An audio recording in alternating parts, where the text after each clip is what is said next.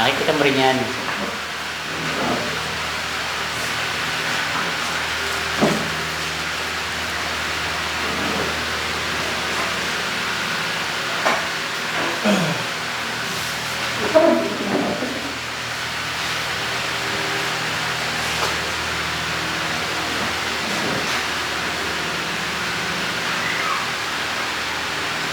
Ito. Ulitin ka natin yung maghari lang. Okay.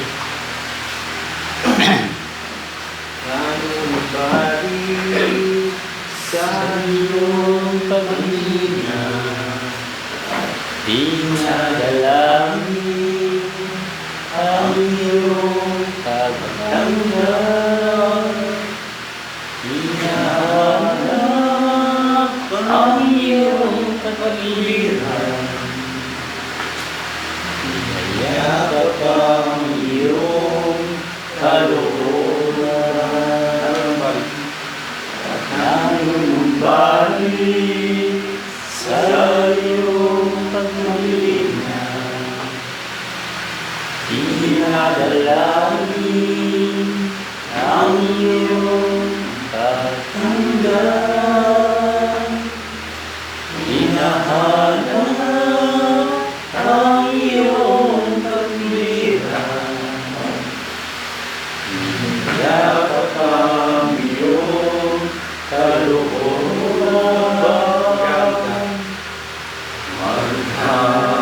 Maghari ka, maghari ka, Panginoong Jesus, maghari ka. Sa buhay ko, sa puso ko, Panginoong Jesus, maghari ka. Ano ba maghari ka? Maghari ka, maghari ka, Panginoong Jesus, maghari ka. Sa buhay ko, sa puso ko, Panginoong Jesus, maghari ka. Maraming salamat o Diyos sa patuloy mong pagbibigay ng kalakasan sa aming lupang katawan. Maraming salamat sa oras na ito. Kami po ay dinala mo upang muli namin alalahanin ang napakahalagang pag-aaral ng iyong salita, Panginoon. Dalangin namin o Diyos sa gabi ito. Tulungan po ang iyong gagamitin tagapagsalita at maging kalakasan po ng aming buhay spiritual ang patuloy na salitang ibabahagi sa amin sa pangalan ni Jesus. Amen.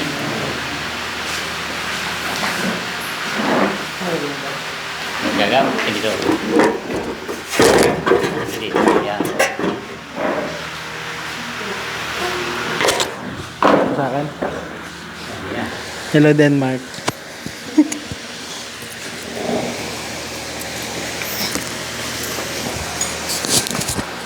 Yeah. Alright. Ayan po. So, magandang gabi po sa ating lahat. Tsaka sa mga nasa bahay po. Kinangat na sa ibang bansa na mga kapatid natin. Magandang gabi po sa inyo. Ayan, sige po. So, ngayon pong gabi, ang topic po natin, nandun pa rin po tayo sa series po natin na The Devoted Church para sa ating prayer meeting. Ang topic po ay Devoted to Fellowship in the Light. Yan, in the Light.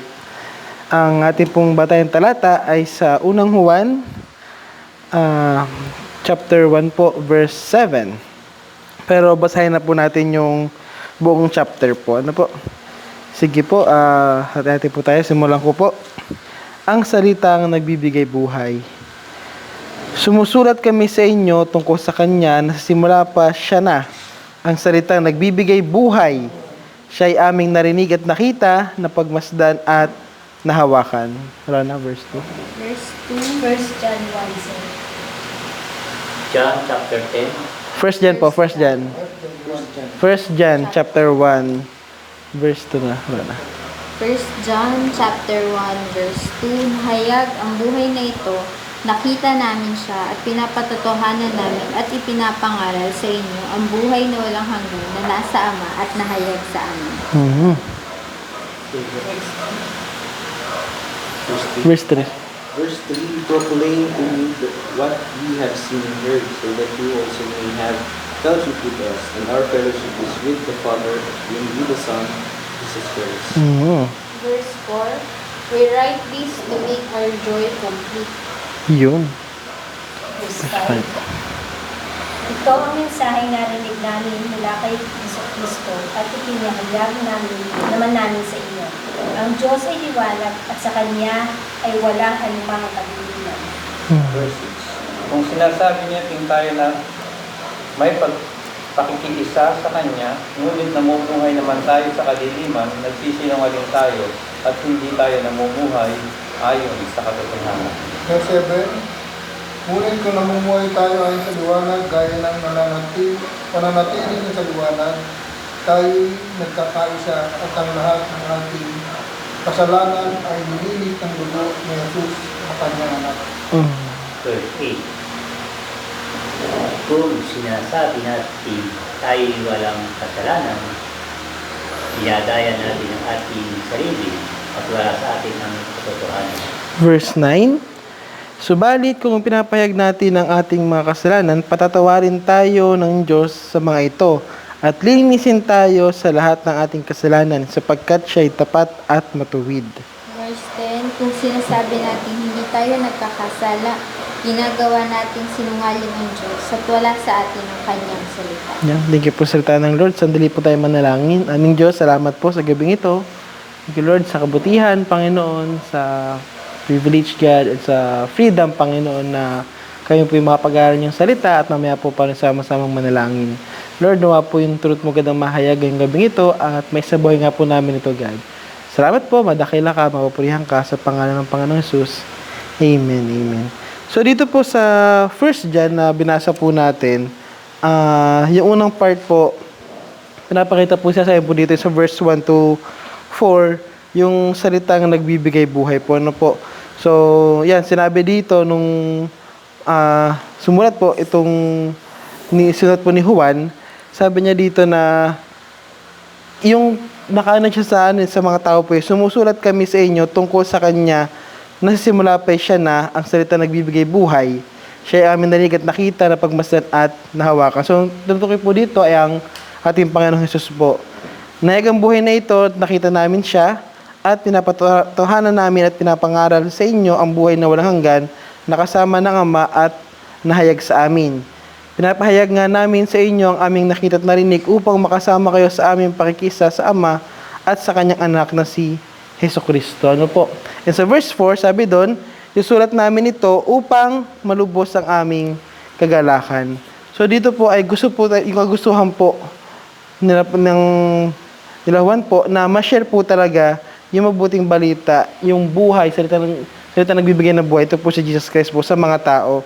And dito po sa verse 5, dito na po yung malinaw na po sa atin, nabigay na si Jesus Christ yung salita nagbibigay buhay. Ngayon po, susunod na verse, paano dapat tayo mamuhay? Ano po? Sabi dyan ay mamuhay ayon sa liwanag. So muli po, yung ating topic po ay devoted to fellowship in the light. Sabi dun sa verse 3 po kanina, dito sa verse na to, pinapahayagan namin sa inyo ang aming nakita at narinig upang makasama kayo sa aming pakikisa sa Ama at sa kanyang anak na si Hesukristo. Ano po? Makasama po ang Panginoong Hesukristo po. Ano po? And dito sa verse 5, sabi dito, ito ang aming narinig sa kanyang anak at pinapahayag naman namin sa inyo. Ang Diyos ay liwanag at walang anumang kadiliman sa kanya. So, malinaw po na in-impart po dito na si Jesus Christ po, yung Diyos po ay liwanag po at wala pong kadiliman sa kanya. So, sumunod na verse po, mas papaliwanag din siya. Nasabi po sa verse 6, kung sinasabi natin tayo may pagkikaisa sa kanya, ngunit namumuhay naman tayo sa kadiliman, nagsisinungaling tayo at hindi namumuhay ayon sa katotohanan. So, as church po, sa atin dito po sa GSBC, ano po, dito ay ma-check din po natin yung bawat isa, lalo po karamihan po sa atin ay leaders po na nandito ngayon. Nag-lead po sa mga AG group, sa church po, may mga kanya-kanya po tayong mga gampanin po. At ito sa mga verses na to, kailangan po natin pakitain talaga na kay Christ po talaga tayo. Kasi sabi doon sa verse 6, kung sinasabi natin tayo may pagkikisa sa Kanya, ngunit namumuhay naman tayo sa kadiliman, nagsisinungaling tayo at hindi namumuhay ayon sa katotohanan. Ngunit kung namumuhay tayo sa liwanag, gaya niya na nasa liwanag, tayo nakakakaisa at ang lahat ng ating kasalanan at ay nalilinis ng dugo ni Jesus na Kanyang anak.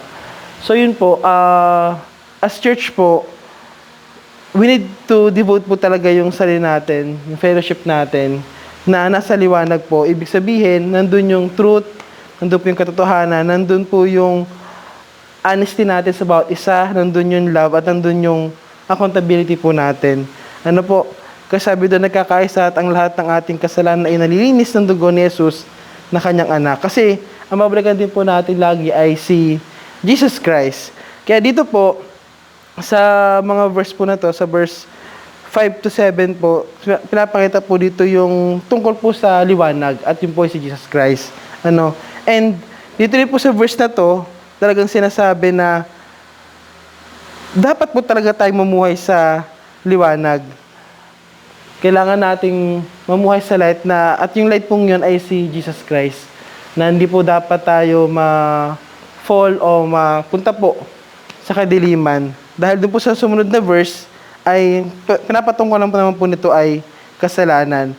So dito po, encouragement po sa atin to, yung simula verse 1 po to 7 na talagang nandun po yung salita na nagbibigay buhay si Jesus Christ at kaugnay po nito ay yung pamumuhay po natin ayon sa liwanag. Kasi malinaw na sa atin kung sino yung nagbibigay sa atin ng buhay at yung nagbibigay sa atin ng buhay na ito yung maglilid din sa atin para mamuhay tayo sa liwanag, para mamuhay tayo sa katotohanan, mamuhay tayo ng may pagmamahal at mamuhay tayo ng accountable po sa bawat isa. Yun nga, na as a church, hindi po yung tayo yung nagkakagatan, tayo yung nagkukos ng sin ng bawat isa, pero tayo nag-encourage sa bawat isa at yung pinaka-model po natin, yung pinaka-tinitignan po natin ay si Jesus Christ para hindi po tayo mapunta sa kadiliman. Kasi pag pumunta sa kadiliman, ay kasama nito, ang ibig sabihin nito ay namumuhay tayo sa kasalanan. Ano po? Kaya sabi doon sa verse 8, sabi po dito ay, tumutukoy po ito sa kasalanan po. Kung sinasabi natin tayo walang kasalanan, dinadaya natin ang ating sarili at wala sa atin ang katotohanan. Subalit kung pinapahayag natin ang ating mga kasalanan, patatawarin tayo ng Diyos sa mga ito at linisin tayo sa lahat ng ating kasalanan sapagkat siya'y tapat at matuwid. Ano po?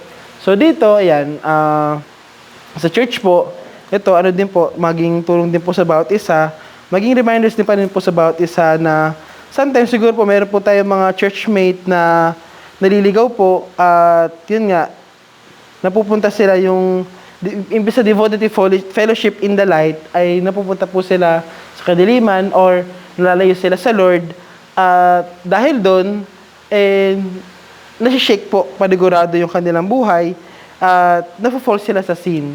Ano po? So sana po pag meron tayong ganung mga churchmate na nakita natin na na-fall or nalalambot, nangihina, ay sharean po natin, encourage natin, kasi for sure kaya po sila dumating sa ganung point. Meron silang mga sin na na-commit or meron silang mga sin na hindi pa rin mabitawan. And ayun po, share po natin yung verse dito na sabi dito sa verse 9, subalit kung ipapahayag natin ang ating mga kasalanan, patatawarin tayo ng Diyos sa mga ito at lilinisin tayo sa lahat ng ating kasalanan sapagkat siya'y tapat at matuwid. Ano po, maging encouragement po sa atin yon and maging encouragement din po lalo sa atin na mga naglilid po na lalo na sa mga AG, gano'n na baka yung ibang mga church member natin ay feel nila na lost talaga sila, wala sila sa light. Yun po yung kailangan natin na fellowship tayo, mag-fellowship tayo at yung fellowship natin sa Lord, yung sama-sama tayo, ito yung nagbibigay sa atin ng encouragement. At dito rin po, may encourage natin sila na kung nandun pa tayo sa sin pa rin, iheglo natin yung kasalanan natin at magsisi sa kasalanan natin at patatawarin tayo ng Panginoon. Dahil si God po ay matuwid at siya po ay lagi nandyan para sa atin na tapat siya at matuwid po para sa atin. So, same thing po. Ganun din po dapat ibalik natin sa Lord yung pagiging tapat natin at matuwid. Kaya naman po, as a church, kailangan po talaga din natin ma-check po yung bawat isa na maaring yung iba, yung kita natin, yun nga po yung katulad ng dating prayer din po na siya sa atin ni Pastor Joel dati, yung heart of discernment. Ma-discern natin yung ano yung nafe-feel kaya nitong kapatid ko ngayon, bakit kaya siya ganito. Kasi baka mamaya ay nalalayo na pala siya, okay yung sa panlabas niya, pero sa loob pala ay grabe rin naranasan niya. So maganda po na kamusta natin and may pag-pray, mag-guide, ma-advise at yun po, i-lead ulit sa Panginoon para hindi po lumayo o hindi malayo po. Ano po? Kasi, ayan, sabi dito sa verse 10, kung sinasabi natin hindi tayo nagkasala, ginawa nating sinungaling ang Diyos at wala sa atin ang kanyang salita. Ano po? So, lahat kasi talaga tayo nagko-commit po ng sin, pero babalik po tayo sa verse 9 na ipahayag po natin ating kasalanan at patatawarin po tayo ng Lord. Kasi siya po ay tapat at matuwid. Ano po? Tapat at matuwid ang ating Diyos. Kaya, as summary po sa ating prayer meeting po ngayong gabi, ito pong sinulat po ni Juan na ito ay pinapakita po dito yung lubos na kagalakan niya na ma-share yung salitang nagbibigay buhay. Lubos yung kagalakan niya na ma-share si Christ sa mga tao. At lubos yung kagalakan niya na maipahayag po ito yung ang Diyos ay liwanag at walang anumang kadiliman sa Lord natin. Ibig sabihin po, ma-share po talaga sa lahat na once na kay Christ ka, nasa light ka na. Ano po, kaya yung gathering natin, yung fellowship natin, ay dapat tayo po ay nasa liwanag. Ano po, so yun, devoted to fellowship in the light. Na as church, ayun po yung goal natin na magpalakasan, ma-share si Christ, maging liwanag po. At yung genuine po, maging genuine yung pagiging Christ-centered ng bawat isa. Ano po, maging Christ-centered. Si Kristo yung sentro natin. Kasi si Christ naman yung nandito po nasalita. Simula doon sa verse 1 hanggang verse 10 po ng itong 1 John po, napakita na si Christ yung nagbibigay ng buhay, siya yung liwanag, at kung tayo ma-fall sa kasalanan, siya rin yung nagpapatawad para sa atin. Ano po? Kaya yun po, as a church, ayun po, maging Christ-centered po talaga tayo. At magiging marka po nito ay yung nakikita po sa bawat isa sa atin, sa members, sa congregation, yung honesty, love, and accountability po. Yung talagang pagiging tapat natin sa bawat isa, yung pagmamahala natin. At yung accountable talaga tayo. Accountable tayo, hindi lang dun sa mga blessings or sa mga na-achieve natin, pero even though dun sa mga struggles na nandun yung pagbuhat natin ng burden ng bawat isa, pagtutulungan natin. Ano po? And itong mga to kasi, lalo na sa church natin po, mas share kasi ito sa mga accountability natin Kasi ganito sa prayer meeting, ilan lang naman po tayo nakaka-attend. Ano po? Pag Sunday naman, yung sa preaching lang po, nakakapakinig lang sila. So meron din tayo every fourth or fifth Sunday, yung reflection na nakakapag-share ng kanilang mga natutunan po. Pero yung intimate po talaga na mas makilala natin yung bawat isa, mas makamusta natin yung bawat isa, yun po, sa accountability group po ito. Kasi doon mas nagiging open, mas may time para makinig, mas may time para may pag-pray, at mas may time po tayo para may share talaga, may pakita yung pagiging Christ-centered po natin, na ano man yung maging usapan at the end ng accountability group, si Christ pa rin yung pinaka naging sentro ng usapan. So kay Christ pa rin nag-fall at doon pa rin natin mapakita pa rin yung, ayun nga po, yung katapatan ng Lord. Kasi yung katapatan ng Lord, yung love ng Lord, ay hindi po yung experience natin, hindi yung may express natin sa iba Yung love and yung katapatan ng Lord sa atin, hindi ba share natin sa iba. So yun po, as church po, sana ayun po yung maging goal din po natin, ma-devote po yung sarili natin sa fellowship na nakikristo po talaga. Yung light natin is si Christ. So sana po yun po, maging Christ-centered po yung mga fellowship natin. Siya yung sentro at hindi po yung makamundong mga ng pag-uusapan po natin na yun nga, mga chill-chill lang, pero sana po yun po. Kasi kami sa boys kasi sa AG, ganun kadalasan lagi no, yung kumusta muna sa bawat isa, ano na experience. Tapos at the end naman, bago matapos yung AG, nag-oras na kami na, ano na, igatong oras na, seryoso na tayo ng ano. So may mag-aaris na po na question about sa Lord, about sa Christ. Tapos yun yung magpapag-uusapan. So yun po, so sana yun po yung ano sa atin, maging encouragement sa atin, na as we fellowship po, maging Christ-centered po, at yun nga, makita yung light po sa atin. So, yun lang po, and praise God po. Salamat po. Salamat, kapatid. Kayo po ay kakaroon tuloy po. Mga babae, mga lalaki, kayo po ay tuloy po na. Yung dinanas na sabi nga ay na limaang mga araw sa luto, nilagnat, nagkaroon ng naoperahan na, nagkaroon ng sakit sa bato, nagkaroon ng bato sa abdo, so maoperahan man. So, ganun pa man, dahil nakakilala siya sa Panginoon, pinagpatiwala niya ang lahat ng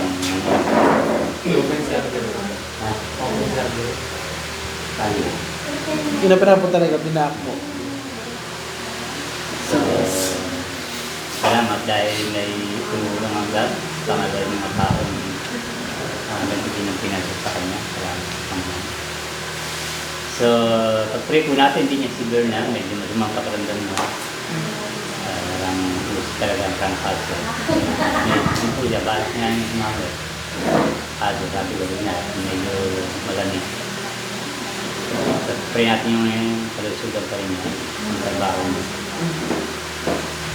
So, si Joy, inatang niya rin patangalangin natin sa kanya sa trabaho.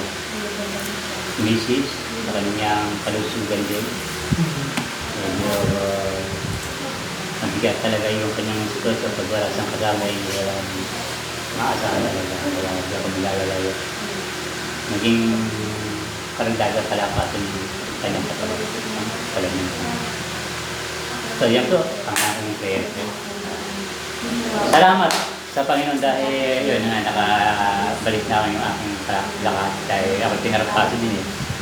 Kaya hindi ako nakadalo ng mga ilang araw. Pinamahali natin yung trangkas. So, mahirap. Pag may karamdaman, mawala ka na ng pera, huwag lang magkatarapasa. Kaya salamat sa Panginoon dahil nakabalik din ang aking Diyos. Ganun din pala yun. Parang ang katawan mo ay sinasanay kung gaano kalakas yung immune system mo pagdating sa mga ganung bagay. So, malaki talaga nagagawa ng walang bisyo. Pangalawa yung hindi ko nakasanayan ano. Una yung pananampalataya sa Diyos, pangalawa yung pag-iingat sa katawan. Yung immune system na sabi nga ibinibigyan mo. So, yun. Salamat sa Panginoon. Yun lang po.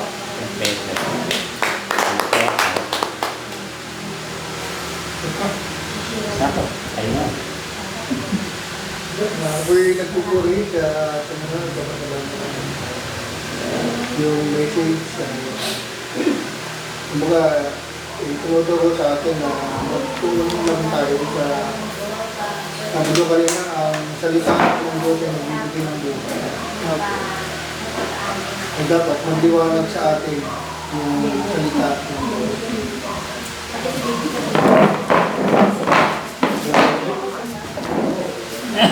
Pray po ang Panginoon, salamat sa pag-iingat, salamat sa walang nagkakasakit. Ito yung kagabi, medyo nagtutukan ako, natutukan. Kapag natutukan ay nakabutan ka na. Pagka nagliligay yung lalagyan ng yelo. Pagka nag-iiyak ako yung yung pagkain niya. Kasi baka mangitim yung sobrang iyak. Pagka ang bata sobrang iyak, kung mangitim yung pakarap niya. Yung tuloy ng Diyos, malusog yung bata. Lumalaki, Dati 2.5, ngayon 4 na kilo lang. Ang bilis po. Kaya, salamat din kayo doon sa biyaya, sa mga pagpapala. Ingatan si Grace, bukas ay papunta ng Manila. So, ayan. Ang concert.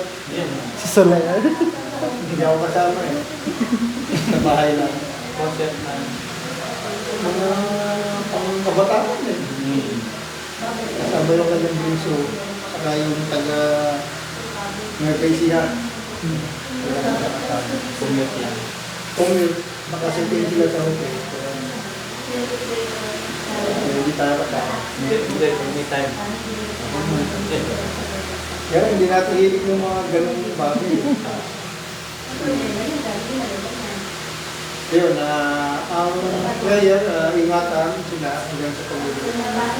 Yun, tuloy na ang Panginoon sa Diyos ko.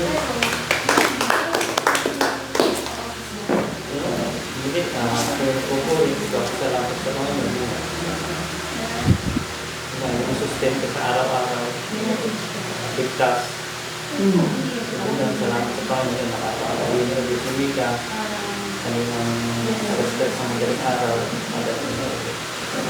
Mali siya nakagabi sa bahay ng lebe. Popor. Salamat sa Lord. Pag-iingat kasi makita niyo yung mga napapanood natin, mga landslide, yung makikita niyo yung natandaan. Salamat sa Lord. Sa pag-iingat talaga.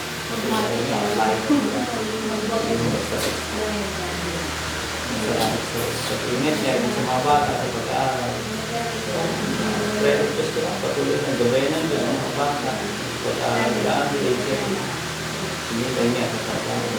Hindi siya naman sa pag-aalaga sa kanyang apo. Hindi maayos yung bagay tayo.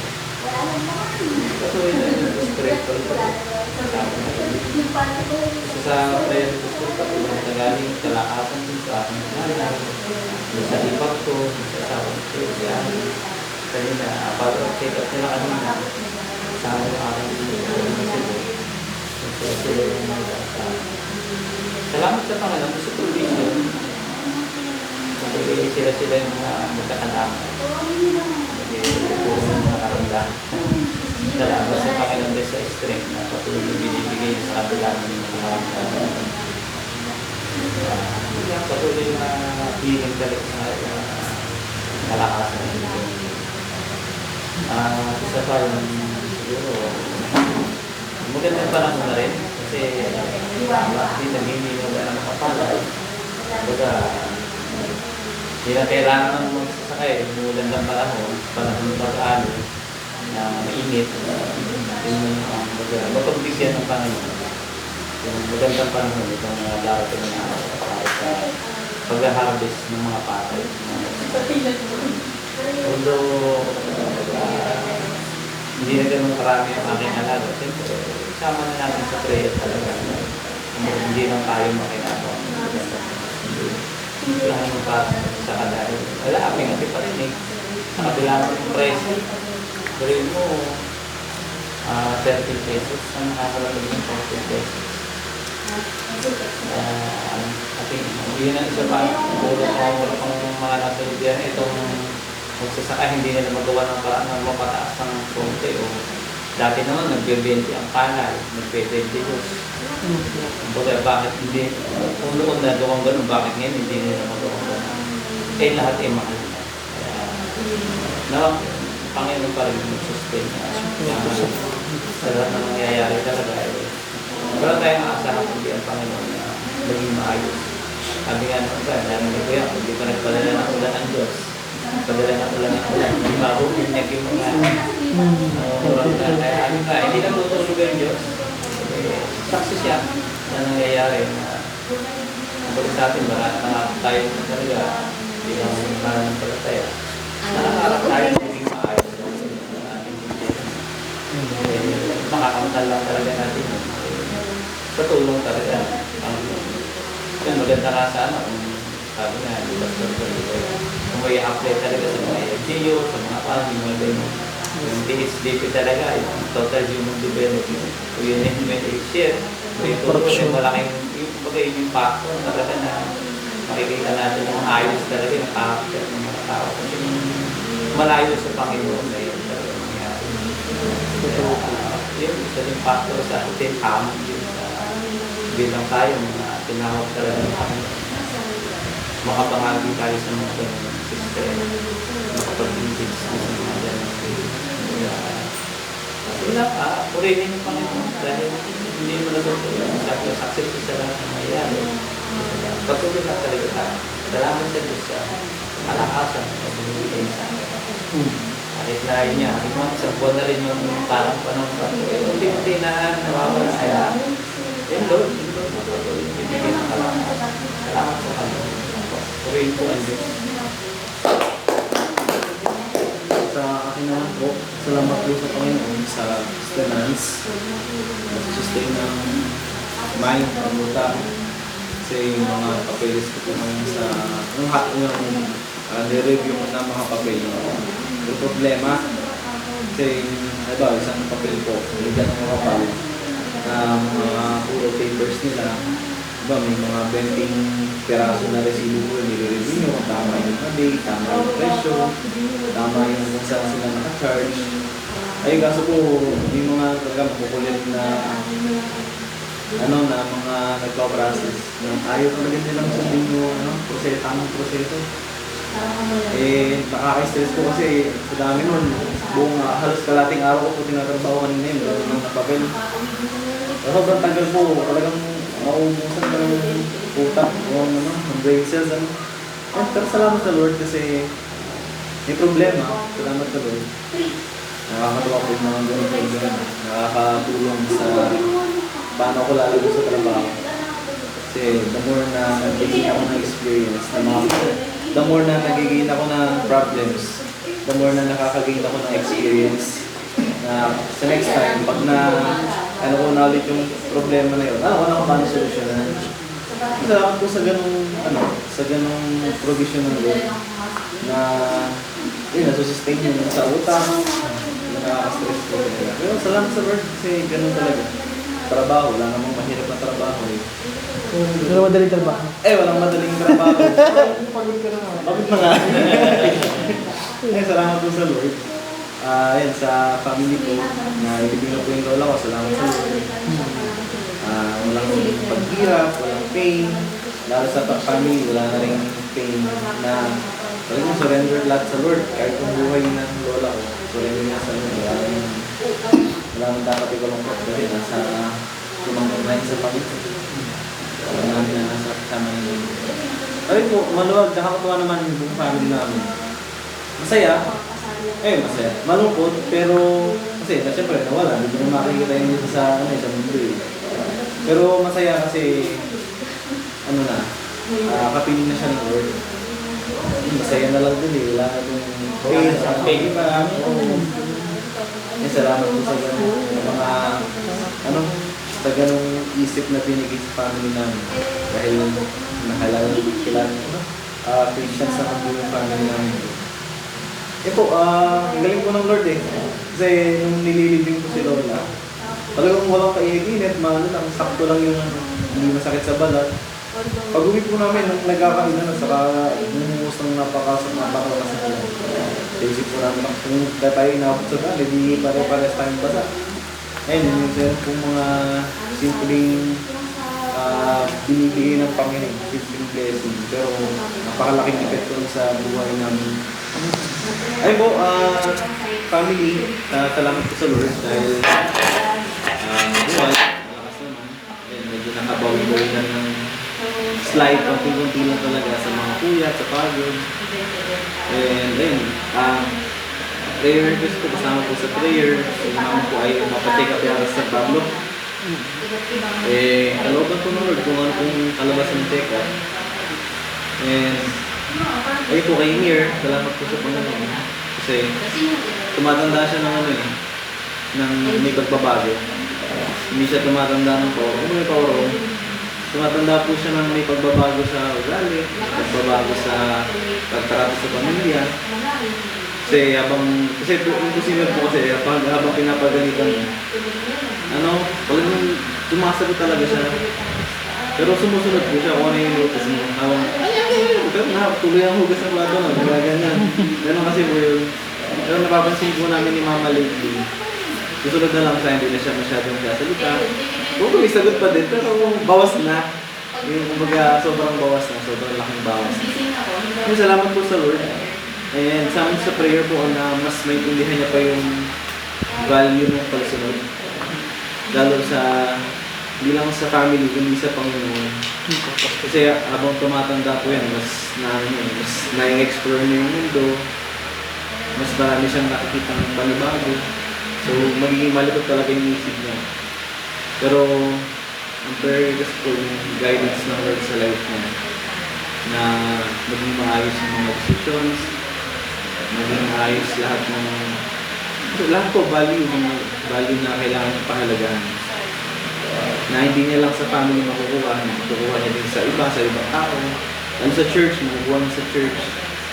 And, yun nga po yung sabi nila yung conference namin ng young leaders, sabi nila, ang crucial talaga ng mundo ngayon, ng generation ngayon, kasi tayo yung titingnan ng mga batang generations. So kung ano yung naset natin na example sa kanila, yun yung gagawin nila. At the same time, yun din yung mapapasa nila sa mga generations. So ano, magbabago. Eh kung yung sinet ko na lang natin sa generations natin, eh yung generations na yung example na maayos, eh yun po yung makikita nila, hindi mapapasa nila hanggang sa hanggang new generations. Ayun po yung mga crucial po sa ating life. Yun yung magaling sa mas mahalin niya ang work sa ibang bagay. Yan, kay Papa po na tuloy na ang trabaho, 2 years ulit. Pero purihin po Panginoon kasi ngayon panggabi po siya, eh may mga may dahil problema din sa kanila. Kasi mga trabaho po nila, mga Indiano, mga taga-Dubai talaga. Eh, hindi po ba kumalang mag-English? Si Papa din naman, hindi naman masyadong maalam. Hindi bahala ko sila dun magkaintindi ako paano sila mag-uusap na. Musta ka lang. Kaya pa, musta na lang. Nakaintindihan, kahit matagal na ayaw ka, kahit lahot-lahot mo salita, nakaintindihan. Kasi, may intindihan mo rin, matututo ka rin ng language nila eh. Saka po sa tagal din ng samahan nila doon. Kung ba, parang nagbit na sila sa gitna yun naman. Kasi naranasan ko din naman nakasama ko din mga Nepal, Indiano, Pakistan. Kahit na salita. Kasi pag nagtagal kasi, tatanong mo rin kung ibig sabihin ng salita mo. Tapos araw-araw ko sila nakakasama. Makakuha mo rin, Ang sanay na din po. Yun po, sa akin naman po, sa panalangin. Kapahingahan, sa mentally, sa physical, lahat ng mga spiritual sa amin po. Pahinga kasi kailangan mo talaga ng kapahingahan, unwind ba? Ganun po. Ano ka pahingahan? Puro day off? Wala pa akong day off ngayon. Eh po, salamat po. Muli pong Panginoon. Yun na. Well, praise God po. Nagbigay ang Diyos ng sideline. Meron akong 4 na linggo, 20 days. Walang Sabado at linggo sa Philippines. Sama ko si Aaron. Hindi kami. Naulanan kami. Tinawisan. Bumili ng tanghalian. Nabasa ulit. Yes, si Harold. Oo, pareho. Pumasok siya kahit, alam mo pasok siya sa akin. Hindi man nag-conclude sa Ay, hindi po. Maluwag po yung schedule. Ayun, hindi mga boxes. Ayos. Tapos, bukas sa opisina naman daw, yung gamit ko. Ayos din, salamat po sa Panginoon. Namiss ko sa Credo, pag-uwi, kasi yung mga nakaraan, ikaw naman kay Credo. Alam mo yun, maghapon kayo magkasama. Ikaw naman. Eh, ngayon, namiss ko. Anak! Maghapon kami wala. Ayun, so pasalamat po sa Panginoon. Sabi ni Joella, matagal daw ang sahod pagkabang. Pero okay lang, at least may hinihintay. kaysa Yan, salamat. Tapos pag-pray po natin, please, si Kuya Junel, hindi ayos yung trato sa kanya ng mga Koreano. Hindi lang naman sa kanya, sa mga banyaga daw. Iba yung trato sa kanila. Nilinisin, pero yung mga Koreano, daan lang ng daan. Mga banyaga yung naglilinis. Ibang mga gano'n. Pag minamalit sila, parang. Tapos nasabi nga ni Kuya Junel sa chat kanina, pag nanakit na, doon ako doon na daw siya, mahilig mong bully. Doon na daw siya, Lalo ngayon, napalitangan sa atin. Kaya yung pangungutang, mangungutang pa man din ng Pilipinas, tigil. Dahil doon sa korupsyon. yun, doon na daw po siya papalag. Yung pala yung salitang hinahanap. Papalag siya pag nanakit na. Pero, kinokontrol ko pa rin ako, guys. Baka pag initan ka dyan, tulog na dyan. Pagka pumalag siya, edi pupuyugin siya ng mga yun. Ano, nagawa niya lang. So, pero hindi na maganda sa pakiramdam niya yung trato sa kanya. Hindi lang naman sa kanya, sa kanilang mga balon. Kasi ito po si Denmark, please pray po sa paglipat namin, maayos lahat ng kailangang ayusin. At yung isang linggo na pasok namin ng nakabike, protection po, maayos na panahon, tuwing pumapasok. Maulan po kasi itong nakaraan. So yung dalawang bagay, nagbabike po sila papasok, maayos na protection, tapos yung paglipat nila. Siguro lilipat sila sa mas malapit sa trabaho. Ayun po. Pray po natin mga nasa abroad natin kapatid. Tapos yun, nag-abang na ako ng bioplo tuloy kasi yun nga.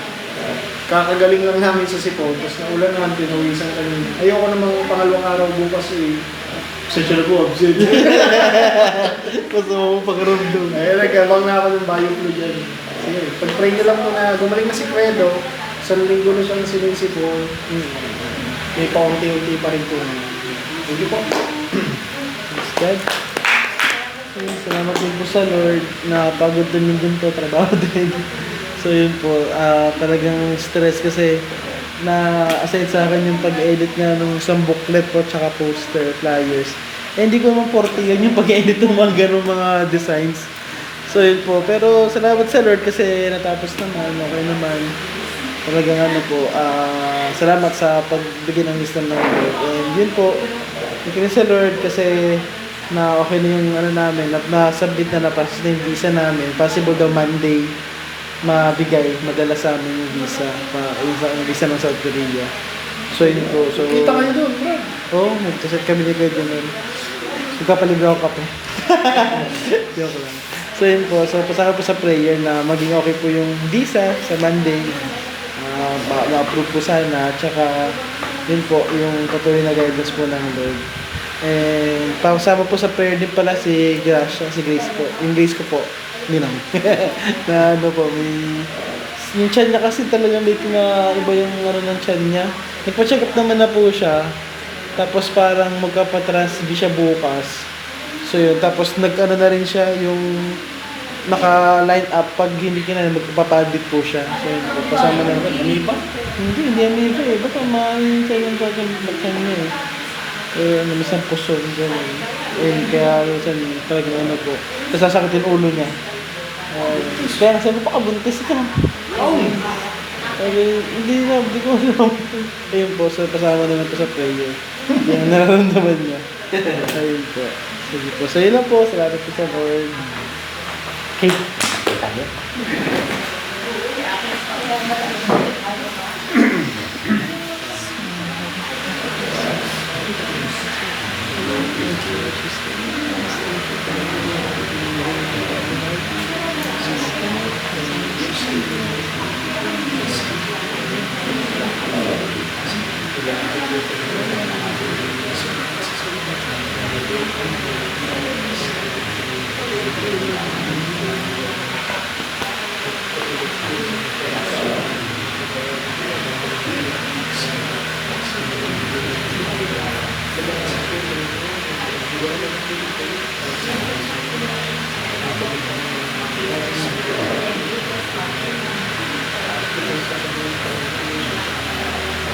Thank you.